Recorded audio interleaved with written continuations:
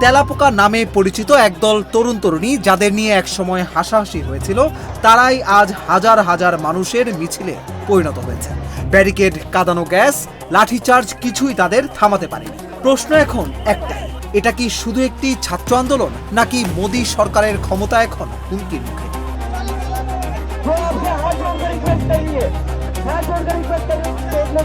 ভারতের রাজধানী দিল্লিতে সোমবার ছিল এক উত্তপ্ত দিন।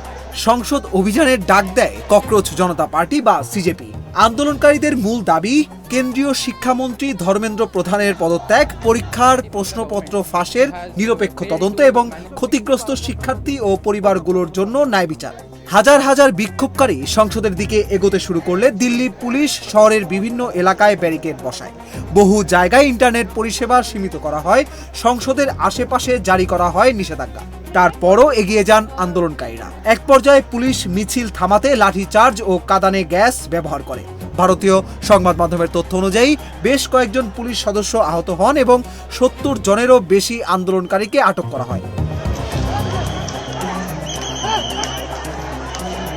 এই আন্দোলনের আরেকটি গুরুত্বপূর্ণ মুখ হলেন পরিবেশবাদী ও শিক্ষাবিদ সোনাম ওয়াংচুক। তিনি অনশন চালিয়ে যাচ্ছেন এবং জানিয়েছেন, সংসদ সদস্যদের সঙ্গে আন্দোলনকারীদের সাক্ষাতের সুযোগ না দেওয়া পর্যন্ত তিনি অনশন ভাঙবেন না।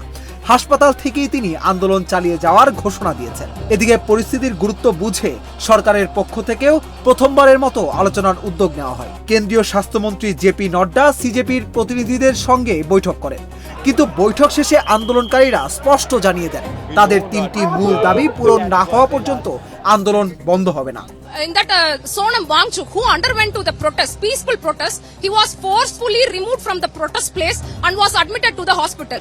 स्टूडेंट अनशन कर रहे हैं, उनके पर लाठीचार्ज करना ये काफी गलत। শুধু রাজপথেই নয়, এই আন্দোলন এখন সামাজিক যোগাযোগ মাধ্যমেও ঝড় তুলেছে। কয়েক মাস আগেও ব্যঙ্গাত্মক অনলাইন উদ্যোগ হিসেবে শুরু হওয়া ককরোচ জনতা পার্টি এখন লাখো তরুণের ক্ষোভের প্রতীক হয়ে উঠেছে। আন্তর্জাতিক সংবাদ মাধ্যমও বিষয়টিকে গুরুত্ব দিচ্ছে। এনপিআর, বিবিসি, এএফপি সহ একাধিক গণমাধ্যমের প্রতিবেদনে বলা হয়েছে, সাম্প্রতিক বছরগুলোতে মোদী সরকারের বিরুদ্ধে দিল্লিতে এটি অন্যতম বড় যুব নেতৃত্বাধীন বিক্ষোভ। তবে সরকার এখনো তাদের অবস্থানে অনড়। শিক্ষামন্ত্রী ধর্মেন্দ্র প্রধান পদত্যাগের কোনো ইঙ্গিতও দেননি। একটি ব্যঙ্গাত্মক নাম থেকে শুরু হওয়া আন্দোলন আজ ভারতের রাজনীতির আলোচনার কেন্দ্রে। প্রশ্ন এখন, সরকার কি আলোচনার মাধ্যমে পরিস্থিতি সামাল দিতে পারবে, নাকি এই ছাত্র যুব আন্দোলন আরো বড় রাজনৈতিক চ্যালেঞ্জে রূপ নেবে? দিল্লির রাজপথে শুরু হওয়া এই লড়াই এখন শুধু একটি আন্দোলনের গল্প নয়, বরং ভারতের তরুণ প্রজন্মের ভবিষ্যৎ, শিক্ষা ব্যবস্থা এবং রাজনৈতিক জবাবদিহির এক বড় পরীক্ষায় পরিণত হয়েছে।